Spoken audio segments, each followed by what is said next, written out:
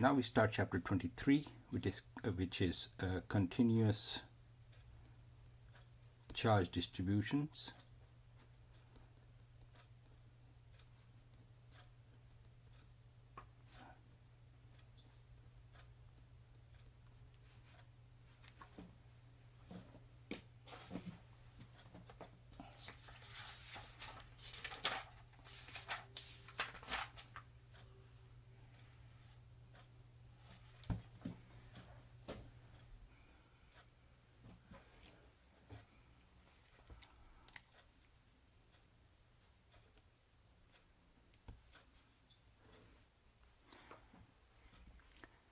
Now we start chapter 23, which is continuous charge distributions and Gauss's law, meaning that the charges, we don't have point charges, but the charges are distributed. So let's have a quick review of what would happen if there were point charges. So let's suppose we have a charge Q1 and a charge Q2 and another charge, let's say Q3, and we want to find the electric field at, let's say, this point P. Then the electric field due to charge Q1 is going to be E1, and due to charge Q2 it's going to be E3, and because of Q2 it will be E2. And then the resultant electric field is going to be E1 plus E2 plus E3, where E1 is going to be K Q1 over R1 square, and R1 is going to be from here to here, and time the unit vector R1, which is going to point in this direction. And similarly we will have E2 and we will have E3. So we can write the equation as this plus the other two. Now if there are more charges, 4, 5, 6, 7, whatever number, then we can simply say that the electric field is the sum of all the individual electric fields due to each of those charges. So this is what would happen if we have a number of discrete charges. Now if we have a distributed charge, so instead of having a number of charges here, we have a whole region like a cloud which is charged, and we want to find the electric field at the point P. And again, there is no charge here, the charge is in here. So we can't just assume the whole charge is centered here, because it may be different at different places. So we need to divide this whole place into a number of charges, and we can, let's say, divide it into, let's say, 3 charges like this, and say this charge is concentrated here, this charge is represented by this dot, and this charge is represented by this dot, and this would be a delta Q1, a delta Q2, and a delta Q3. And then we would find the electric field due to E1 and then E2 would be due to Q2, and due to Q3 it will be E3, and we add them up. So we would have the same thing, that the electric field is K delta Q1 over R1 square R1 plus K delta Q2 over R2 square R2 unit vector plus so on. Now this is not a very accurate way, because this may be a large area, so what we do is we break it up into smaller parts and we get a larger number of small charges, and we keep doing that until, well, we can go down to the limit where delta Q tends to 0. So in the limit, when delta Q, each of those Qi's tends to 0, then the summation of this equation, which would be K delta Qi over Ri square Ri, becomes the integral of K dq over R square dr. We won't have an I here. And so the electric field due to a cloud is the integral over the entire volume of the charge times of the integral of this equation. Okay, so that would be our equation. Let's just write it out clearly, and then we can try to solve an example.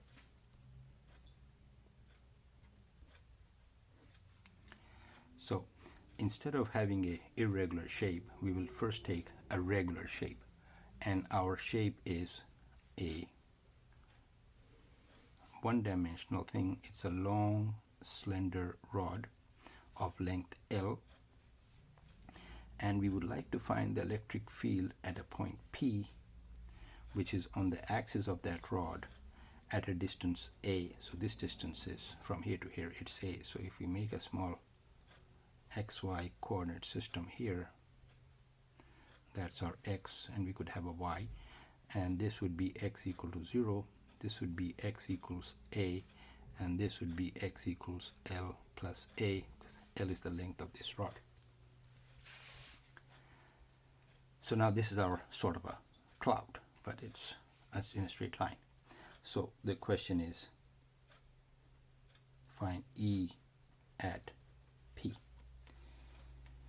Now to solve this, we break this up into a number of parts, just like we would have broken this into a number of parts, and we select one of these parts.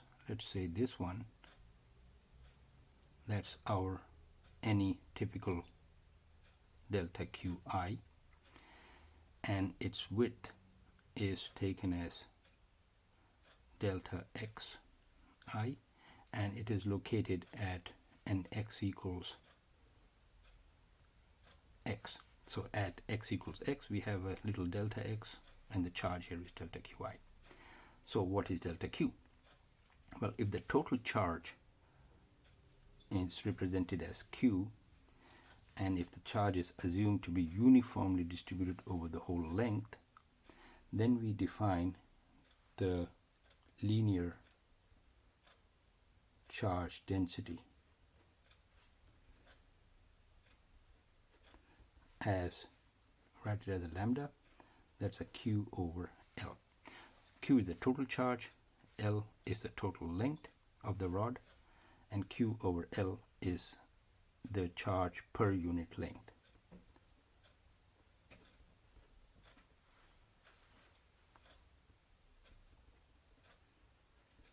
And the units would be coulombs over meter.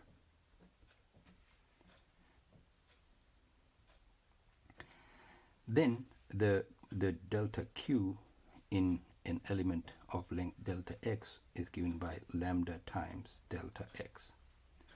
So this would be coulombs per meter, and this would be meter, and the result would come out in coulombs. So the charge in this length is given by lambda delta X. Now we write the electric field at P due to this little charge as a delta E, and that's going to be K delta Q over X square, and we have the unit vector. So because the point P is on the left, and that's the x-axis, so it's going to be A minus I.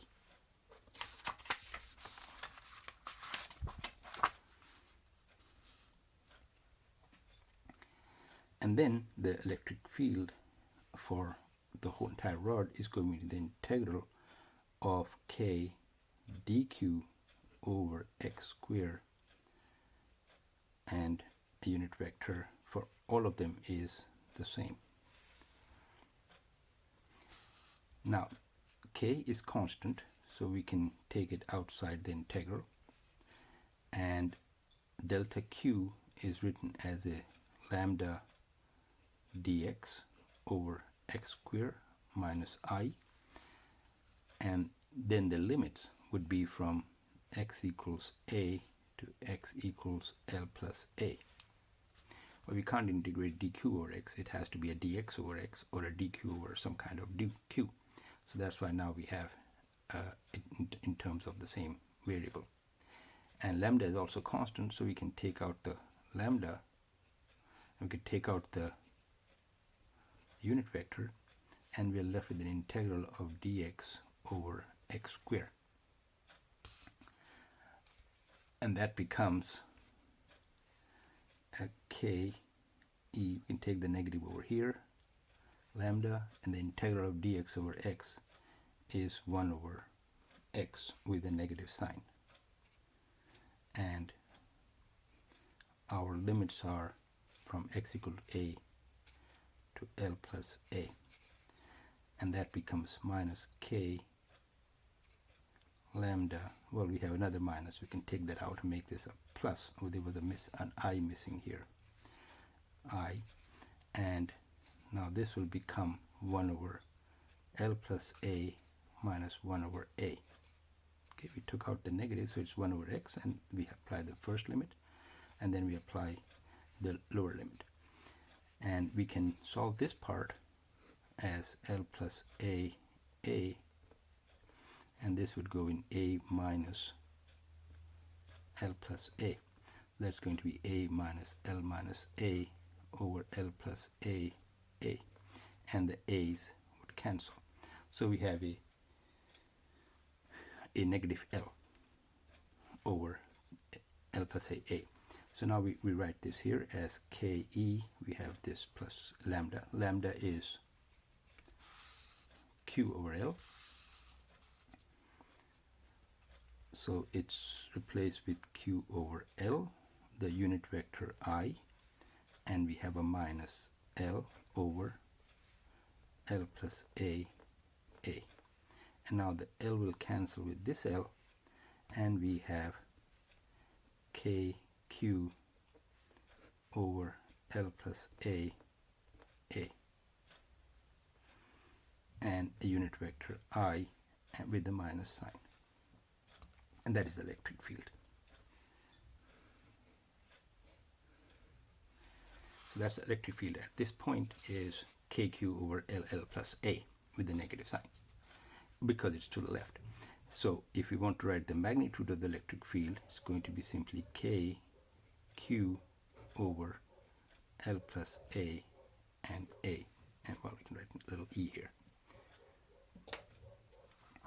Now we can look at this and see what would happen if a becomes very large. So if this is a rod of length L and the point A is far away, in that case A is much greater than L. Well, then the electric field becomes kq over L plus a. If a is much greater than L, you can ignore this L in comparison to a, and this becomes kq over a square, which is the same as the equation for a point charge.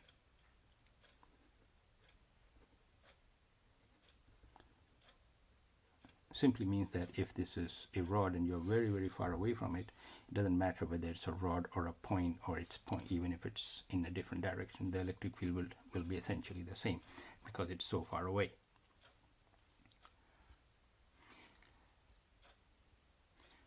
We now look at a second example, and that is we have a ring, and that ring has a charge on it that's distributed uniformly all over it, and we want to find the electric field at the point P, which is right here, which is on the axis of this rod at a distance x from here. So this distance is x, and the radius of the ring is a. And we can take this distance from, we can select here a little element of length along the ring, and we can take this distance as r. So now the electric field here, which is E due to this little element, so we write it as a delta E due to this delta Q, then the delta E will be K delta Q over r square. This is the distance r, and the unit vector r, which will be the unit vector pointing in this direction. Now This unit vector is going to be cosine theta I plus sine theta j, where this angle is theta. And then the electric field due to the entire ring is going to be the integral of this delta E over the entire ring.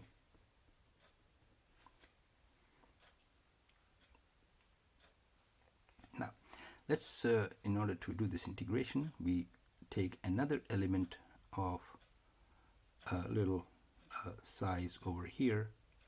That's another delta Q. And the electric field due to this delta Q will be pointing in this direction. And now if we take the x component of the original one, the x component of this one is here. That's the x component, which will be the cosine theta I. And we take its y component, which is the sine theta j. That's going to be, this is going to be Ex, and this is going to be delta Ey. And we take the x component for this delta E, which is going to be the same, and we take the y component, which is here,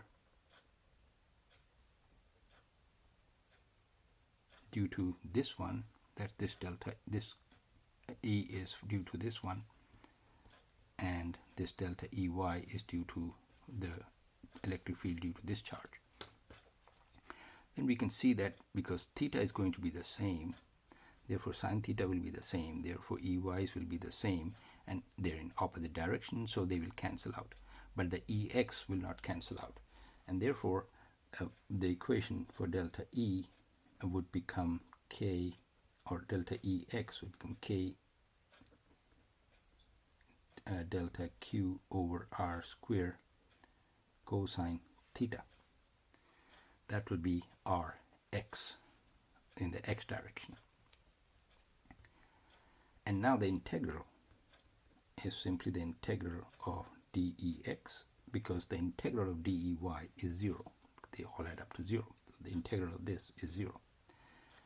And that is the integral of k dq over r square cos theta.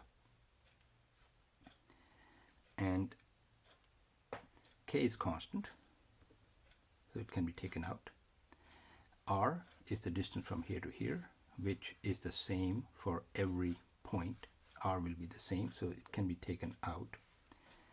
Theta is also going to be the same as it goes around, so cosine theta can also be taken out, and we are left with an integral of dq. So if we integrate dq over the entire ring, it's simply the total charge on the ring, the total charge on the ring.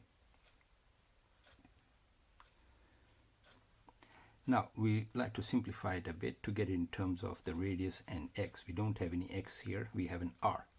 So we want to replace the r with an a square plus x square, because it's a right triangle. So we can replace the r square with a square plus x square. We also want to replace the theta with an x, so we know that cosine of theta is base over hypotenuse, or adjacent over the hypotenuse, so it's going to be x over r, and r is here. This is going to be x over a square plus x square square root.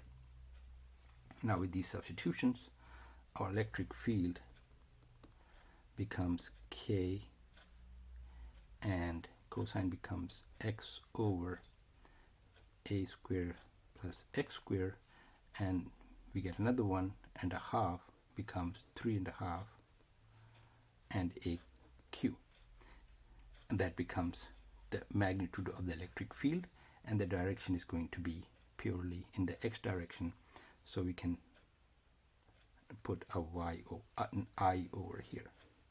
That is our electric field. Again, if you want to see what happens when this point P goes far away, so X gets large, so we can say that as X gets much bigger than A, so the ring is small